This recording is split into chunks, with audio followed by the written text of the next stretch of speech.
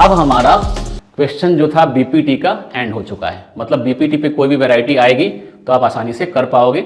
अगर आपको लगता है किसी क्वेश्चन में आपको दिक्कत आ रही है, कहीं पे कोई क्वेश्चन मिल रहा है, तो आप मुझे क्वेश्चन जरूर पोस्ट करना, ठीक है। मैं आपको जरूर हेल्प करूंगा, ठीक है। अब तो हम लोग चलेंगे ए बेस्ड, ए से एसएसएस सिमिलरिटी बेस्ड और अदर क्वेश्चन पे चलेंगे और उसको कंप्लीट करेंगे।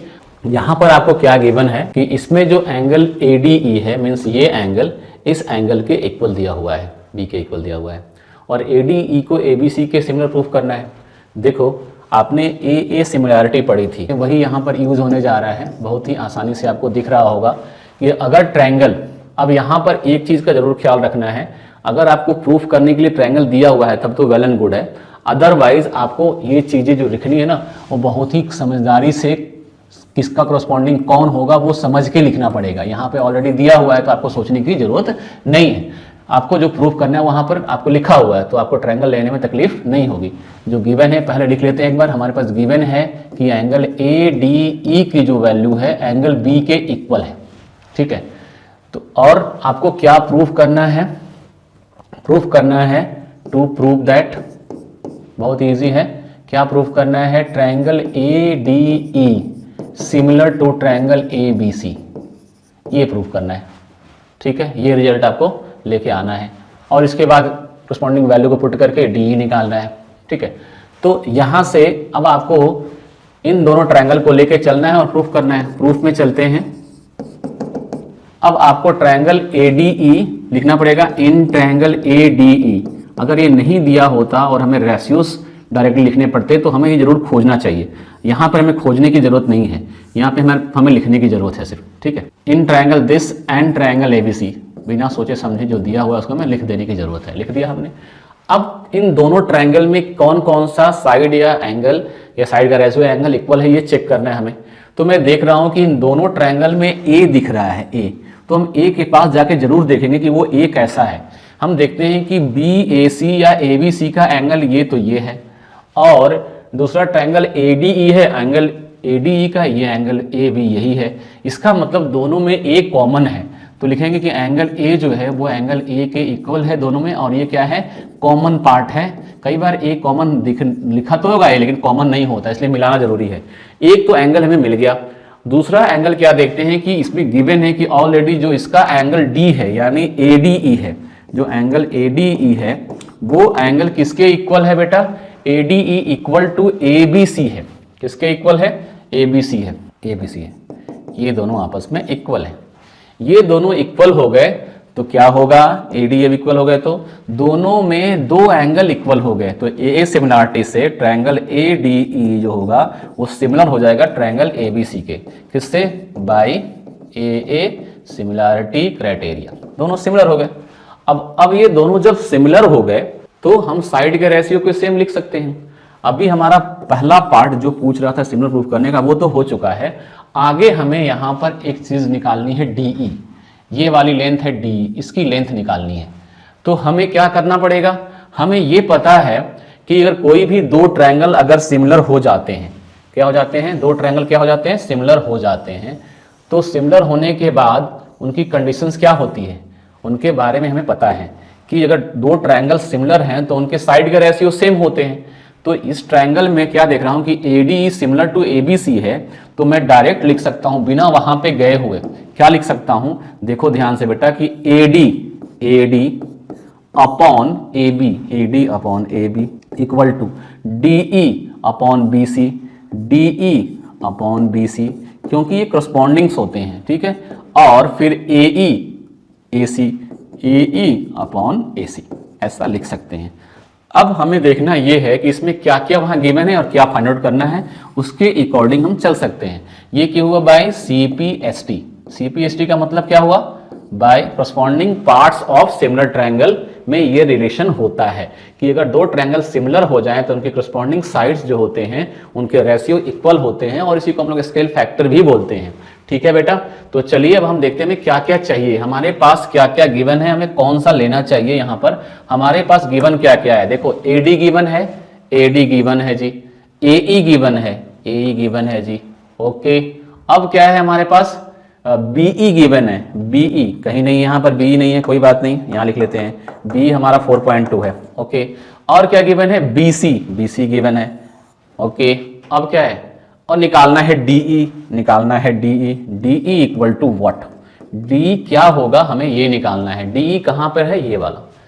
तो डीई निकालने के लिए हमें डीई सिलेक्ट करना होगा। मैक्सिमम किसमें हमें मिल रहा है, देखो इन पेयर को लेते हैं तो इसमें मैक्सिमम मिल रहा है हमें, डी मिल गया, बीसी मिल गया, एडी मिल गया। तो हमें इस वाले पेयर को, इस वाले चीजों को सिलेक्ट करना होगा, इस वाले पार्ट को लेना पड़ेगा।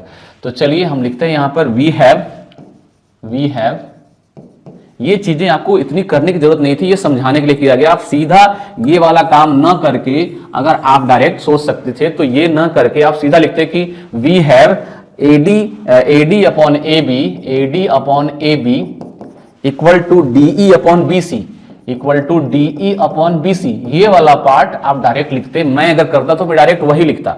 आपके लिए इतना सारा समझाया कि हम कैसे सिलेक्ट करें, कौन सा सिलेक्ट करें। ठीक है, ये कैसे हुआ, तो सीपीएसटी से मैं डायरेक्ट लिखता और फिर वैल्यू पुट करता यहां पे। अब चलिए, हमें हमारे पास एडी तो मालूम है, एडी की वैल्यू हमने रख दी। एडी की वैल्यू कितनी दी है बेटा, 7.6 रख दी। ठीक है, एबी पे चलते हैं। एबी कहीं गिवन है, नहीं है, लेकिन एबी किसके इक्वल है, एई प्लस ईबी के इक्वल है। एई इक्वल है एई प्लस ईबी के, इन दोनों की वैल्यू हमें मालूम है। डीई निकालना है और बीसी हमें मालूम है, बीसी कितना है 8.4 हमने रख दिया। चलो 7.6 अपॉन एई की वैल्यू कितनी है, एई की वैल्यू 7.2 है, रख दी 7.2। और ईबी यानी बी कितना है 4.2 रख दी, इक्वल टू डीई अपॉन 8.4।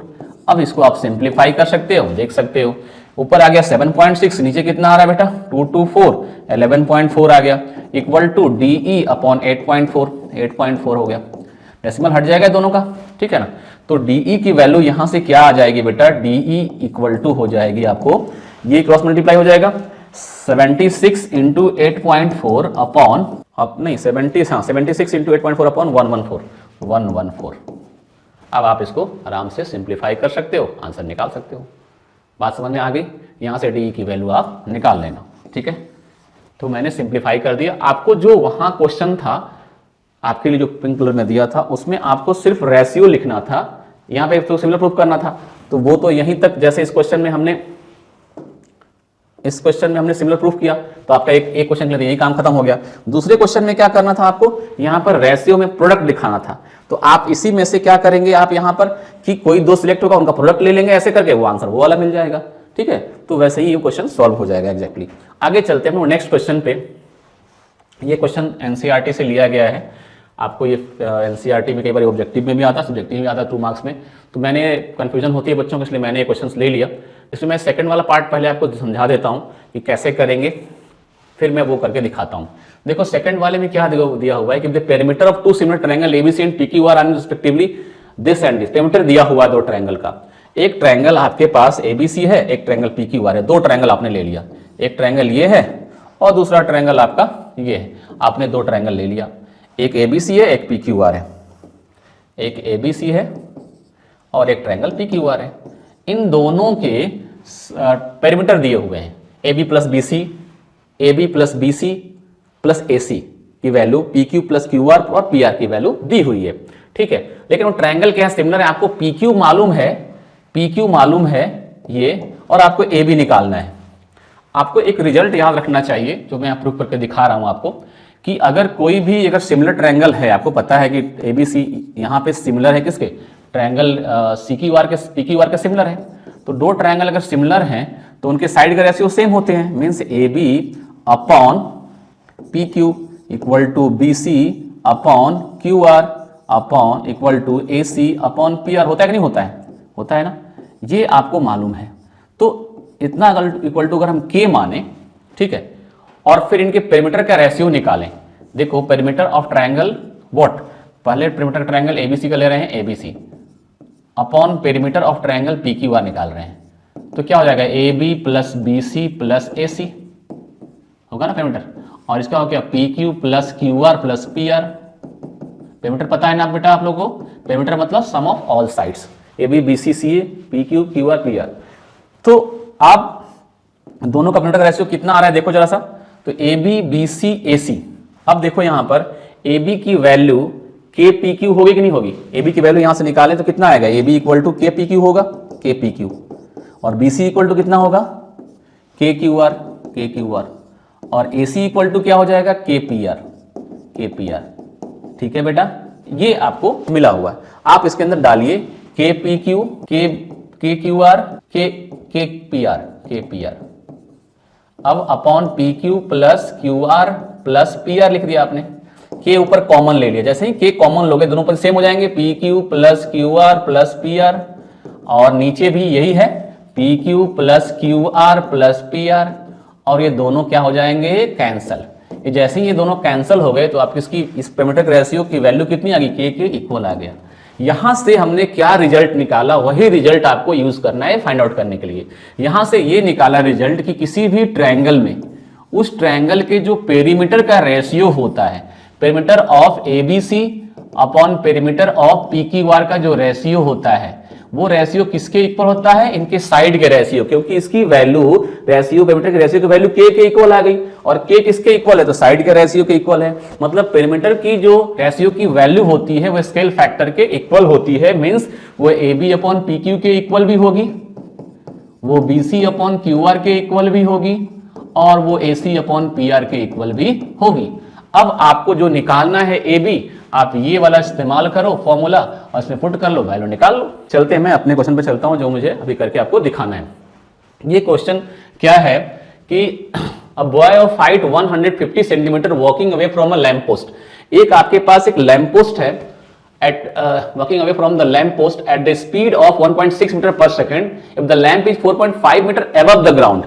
एक लैंप पोस्ट है, इस लैंप पोस्ट से, जो कि इस पे लैंप जो है 4.5 मीटर ऊपर रखा हुआ है, इस पे कहां रखा हुआ है, 4.5 मीटर ऊपर, 4.5 मीटर ऊपर यहां लैंप रखा हुआ है, और इससे दूर एक यहां से एक जो है स्टूडेंट्स है या जो भी बोले वो बॉय है, वो इधर से जा रहा है ऐसे इस वाले पाथ पे, इससे अवे जा रहा है। तो 5 सेकंड के बाद जो उसकी शैडो बन रही है ना, find the length of shadow after 5 second, 5 second बाद जो शैडो बन रही है उस शैडो की लेंथ निकालनी। ये आपका लैंप पोस्ट, यहां पे आपका लैंप है, यहां आपका लैंप है, और ये स्टूडेंट मूव करते करते यहां आ गया, यहां से इसकी शैडो ये बन रही है। कौन सी शैडो बन रही है, ये वाली लेंथ शैडो की है, ये शैडो बन रही है, इसकी लेंथ निकालनी है। ठीक है, ठीक है। अब यहां पर गिवन क्या क्या है कि इसकी स्पीड गिवन है, क्या गिवन है, चलिए गिवन स्पीड ऑफ स्टूडेंट कितनी है, स्पीड ऑफ बॉय ये दी हुई है 1.6 मीटर पर सेकेंड दी है ना।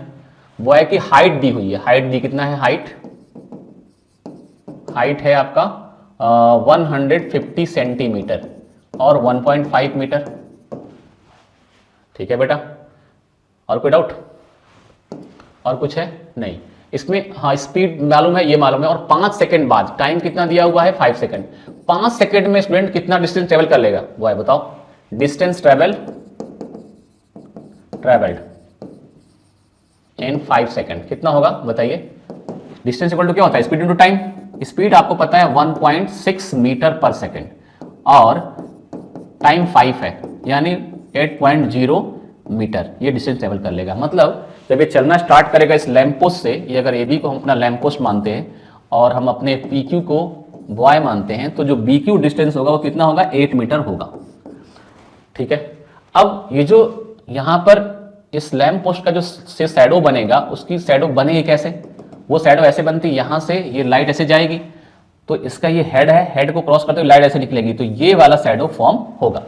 तो आपको ये जो शैडो बना QM, इसी के लेंथ निकालनी है, इस शैडो QM की लेंथ निकालनी है। तो इसके लिए क्या करना पड़ेगा, 2 ट्रायंगल ढूंढना पड़ेगा और काम हो जाएगा आपका। तो चलिए यहां पर 2 ट्रायंगल देखते हैं कौन कौन से हैं और क्या हमें साइड का रेशियो लेना है। हमने शैडो की लेंथ को पहले x लेट कर लिया, लेट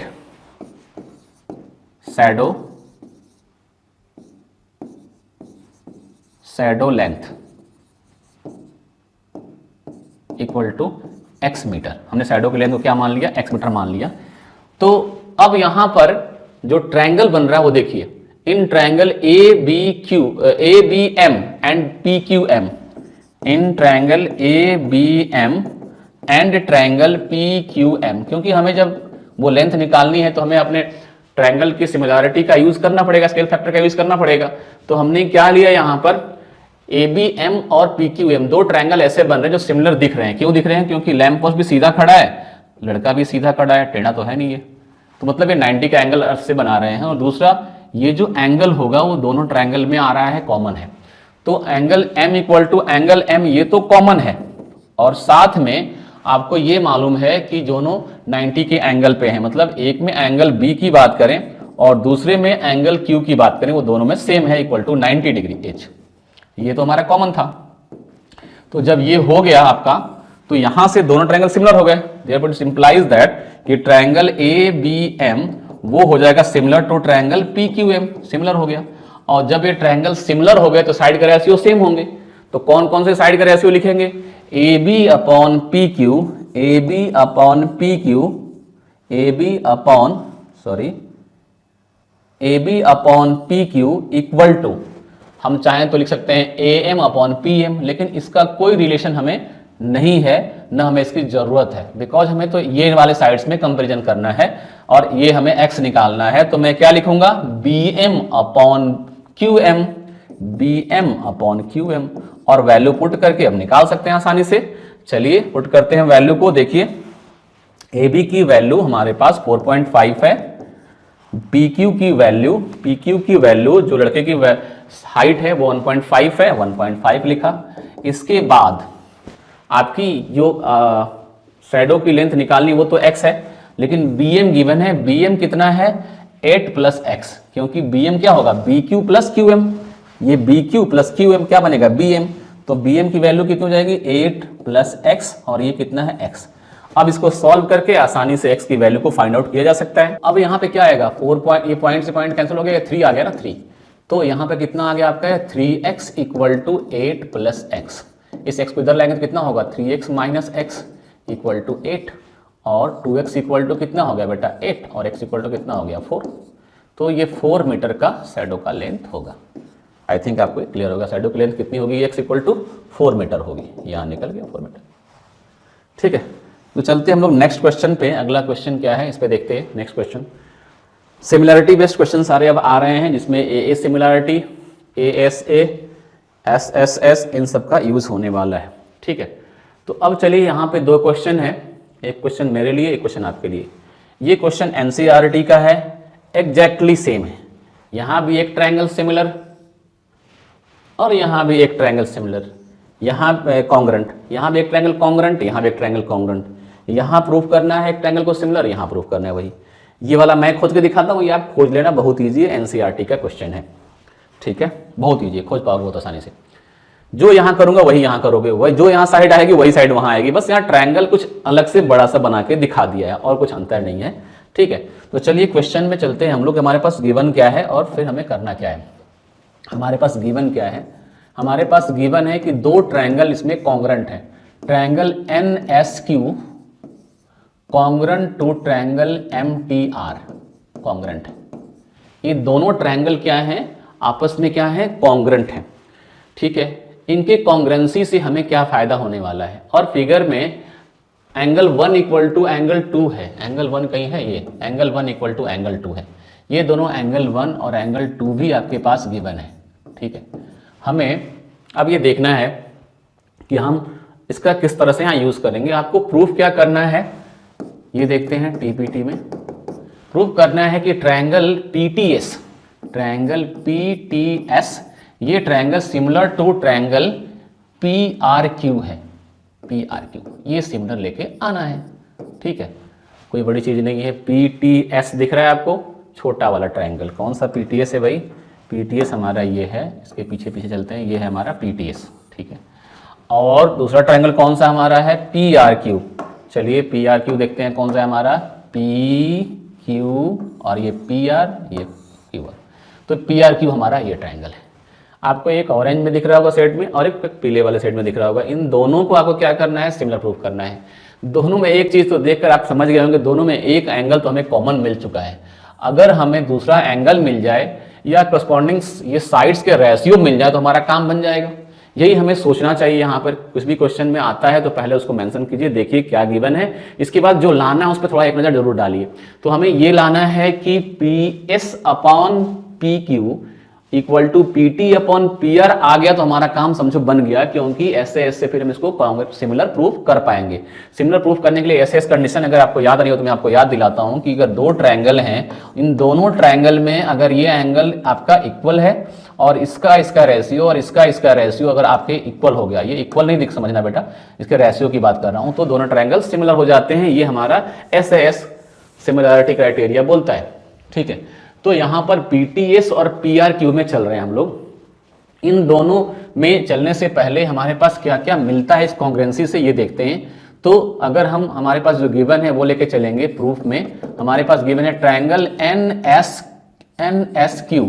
ये जो ट्रायंगल NSQ है, ट्रायंगल NSQ वो सिमिलर है, ट्रायंगल कॉन्ग्रुएंट है MTR का, ट्रायंगल MTR। ये दोनों ट्रायंगल कॉन्ग्रुएंट हैं। तो इन दोनों ट्रायंगल में अगर हम देखें तो इस वाले ट्रायंगल का जो SQ है, इसका जो SQ है उसके TR के इक्वल होगा, ये TR के इक्वल होगा। ऐसा हम क्यों खोज रहे हैं ये आप समझ रहे होंगे, क्यों होगा ऐसा, होगा तो CPCT से, लेकिन ऐसा हमने ये क्यों लिया, इसी को क्यों लिया, क्योंकि हमें PS और PT से और SQ और TR से मतलब ज्यादा है। बिकॉज अगर मैं ये पूरी साइड बना लेता हूं इसके इक्वल तो हमारा काम पॉसिबल हो जाएगा। मतलब ये पूरी साइड बना लेता हूं, इसके इक्वल कर लेता हूं, और ये साइड तो इसके इक्वल ऑलरेडी है, तो डिवाइड करके हम रेशियो में जा सकते हैं। ठीक है, ठीक है, तो हमें क्या मिल गया, SQ इक्वल टू TR मिल चुका है। देखो SQ इक्वल टू हमें क्या मिल चुका है बेटा, TR मिल चुका है। अगर और पहले से हमारे पास क्या गिवन है, PS equal to ST, we also have PS equal to ST, we have, पहले लिखते हैं वी हैव, हमारे पास क्या है कि एंगल 1 जो है एंगल 2 के इक्वल है, तो PS क्या होगा, ST के इक्वल हो जाएगा। क्यों, क्योंकि PS ST के इक्वल क्यों हो जाएगा, PS ST के इक्वल क्यों हो जाएगा, आप ये बताइए। PS ST के इक्वल इसलिए हो जाएगा कि ये side opposite to equal angles हैं, इक्वल एंगल के अपोजिट साइड क्या होते हैं, इक्वल होते हैं, इक्वल एंगल्स। अब इन दोनों को देखो, इसको अगर इक्वेशन 1 मानेंगे, इसको इक्वेशन 2 मानेंगे, इन दोनों को अगर ऐड करते हैं इक्वेशन 1 को इक्वेशन 2 से, तो हमें क्या मिलता है ये देखते हैं। इक्वेशन 1 प्लस इक्वेशन 2 करने जा रहे हैं। देखो इक्वेशन 1 प्लस इक्वेशन 2, देखो तो SQ प्लस PS क्या बन जाएगा, SQ प्लस PS, देखो क्या बनेगा, और TR plus ST। SQ plus PS क्या बन जाएगा, SQ प्लस PS बन जाएगा PQ, और TR प्लस ST क्या बन जाएगा, TR plus sorry PS equal to ST था ना, PS इक्वल टू PT था, PT था, तो PQ PS equal to PT है, तो PT प्लस ST, PT था ना, PT प्लस TR, ये आपका है PT, ये TR है ना, और ये PT, तो PT प्लस TR के अंदर कितना बन जाएगा बेटा, PR बन जाएगा, PR। तो यहां से एक और मिल गया PQ इक्वल टू PR, ये इक्वेशन नंबर आपका बन गया 3, ये 1 था, ये 2 था, और ये हो गया आपका 3। अब हम आराम से रेशियो लिख सकते हैं, किसका इस्तेमाल करके, इसका इस्तेमाल करके, कि PS upon PQ equal to PT upon PR। इस बार इक्वेशन 2 डिवाइडेड बाई इक्वेशन 3 लिखते हैं हम लोग, डिवाइड कर रहे हैं इक्वेशन 2 को 3 से, तो क्या बन जाएगा बेटा, PS upon PQ, PS upon PQ upon PQ equal to क्या हो जाएगा, PT upon PR, PT upon PR। ध्यान से देखना बेटा, हमने ये चीज जो हमें जरूरत थी हमने वो निकाल लिया, और हमारे पास ऑलरेडी P दोनों में कॉमन है, तो अब हमें सिर्फ लिखना रह गया कि हमने ये चीज निकाल ली, इसको हमने इक्वेशन नंबर 4 बोला। ठीक है, अब चलिए दोनों ट्रायंगल में, in triangle PST and triangle PQR, in triangle PST and triangle PQR, इन दोनों ट्रायंगल में हम क्या देखते हैं कि PS अपॉन PQ की वैल्यू, PS अपॉन PQ की वैल्यू PT अपॉन PR के इक्वल है, PT अपॉन PR के इक्वल है। मतलब इस छोटे वाले ट्रायंगल का ये साइड अपॉन बड़े ट्रायंगल का ये साइड, इस छोटे वाले ट्रायंगल का ये साइड अपॉन बड़े ट्रायंगल का ये साइड, इनका रेशियो मिल चुका है। And angle P equal to angle P क्या है, कॉमन है। ये कहां से आया, तो एबव प्रूव्ड, हमने वो प्रूव किया था, और ये कॉमन है। तो ऐसे दोनों ट्रायंगल क्या हो जाएंगे, सिमिलर हो जाएंगे, नहीं हो जाएंगे बताइए। Triangle P S T similar to triangle P Q R हो जाएगा, ट्रायंगल पी क्यू आर हो जाएगा। किससे ये हुआ आपका, किससे हुआ बताइए, सिमिलैरिटी कौन सी लगी, S A S, S by S A S similarity criteria, hence proved. यही लाना था ना। क्वेश्चन नंबर हम लोग चलते हैं 8 पे। 8 में क्या है, ABC is an isosceles triangle. ABC क्या है, एक आइसोसेलेस ट्रायंगल है। ये एनसीईआरटी का एक क्वेश्चन है, आपने देखा होगा, ठीक है, 7.3 एक्सरसाइज में है, ये पहले आ चुका है पेपर में, आ सकता है इसलिए मैंने यहाँ पे इसको लिया है।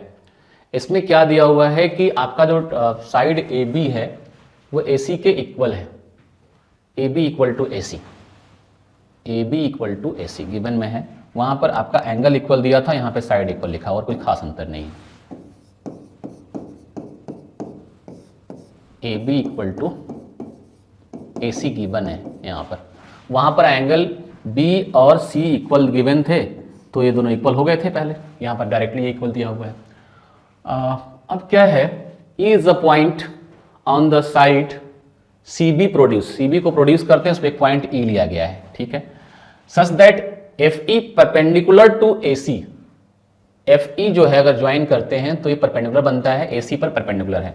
मतलब आपको जो मिल रहा है यहाँ पर F E perpendicular to A C मिल रहा है, ठीक है, and A D perpendicular to C B है, और साथ में ए डी जो है वो परपेंडिकुलर टू सी बी है, ये भी गिवन में है ना।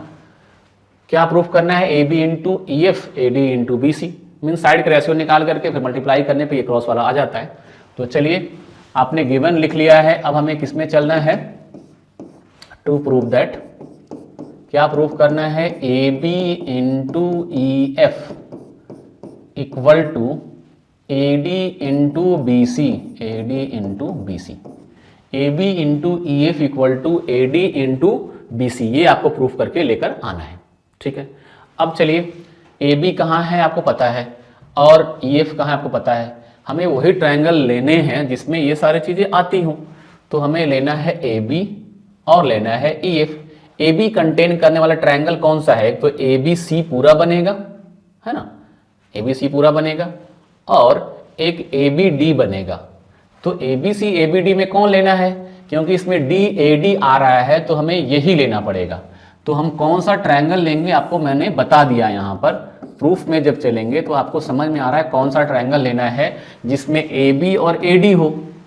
ए बी ये और ए डी ये, यही दोनों आ रहे हैं। तो in triangle A B D, in triangle A B D, और क्या ट्रायंगल लेना पड़ेगा आपको बेटा, BC और EF आ रहे हैं, देखो BC इसमें आ रहा है और EF किस में आ रहा है, EF इसमें आ रहा है, यानी ट्रायंगल एक लेना पड़ेगा आपको EFC।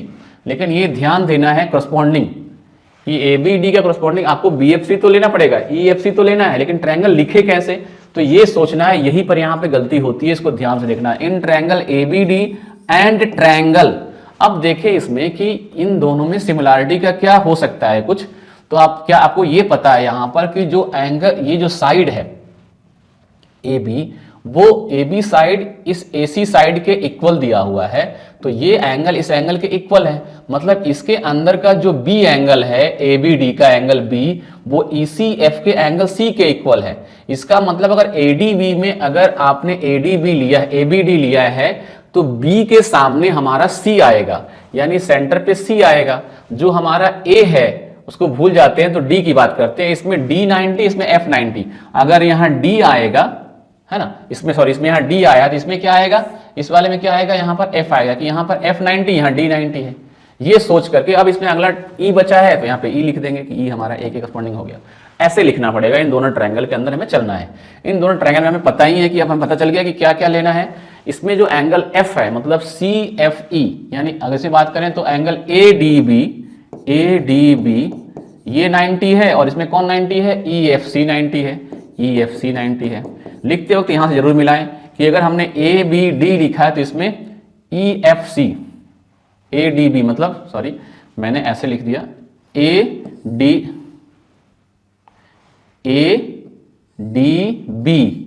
EFC, ठीक है, ऐसे मिलाते हैं, करस्पॉन्डिंग सही हो रहा है कि नहीं हो रहा है, गलत हो रहा है, पता चल जाता है आपको, ठीक है। अब इसके बाद ये दोनों 90 थे, हमने लिख दिया दोनों 90H, ये तो गिवन ही है। और इसके बाद हमने लिखा कि इसका जो एंगल बी है, इसका एंगल बी उसके सी के इक्वल होगा। क्यों? क्योंकि A B equal to A C है, A B equal to A C है। बोलेंगे कि इसमें जो एंगल ए बी डी का एंगल बी, यानी angle A B D equal है एंगल ई सी एफ के। क्यों इक्वल है? क्योंकि एंगल बी एंगल डी के इक्वल इसलिए है क्योंकि ये अपोजिट एंगल्स ऑफ